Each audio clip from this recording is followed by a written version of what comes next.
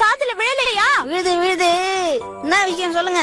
குளிக்க சொல்லி எவ்வளவு நேரம் ஆச்சு? இங்க உட்கார்ந்து டிவி பாத்துட்டு இருக்கியா? நான் இப்பதானே 3 நாளைக்கு முன்னாடி குளிச்சேன். 3 நாளைக்கு முன்னாடி குளிச்சதெல்லாம் கணக்குல எடுத்துக்க முடியாது ஷின்சான். டெய்லியும் குளிக்கிறதாவது. உன்கிட்ட வாயால பேசினாலாம் கதைக்கு ஆகாது.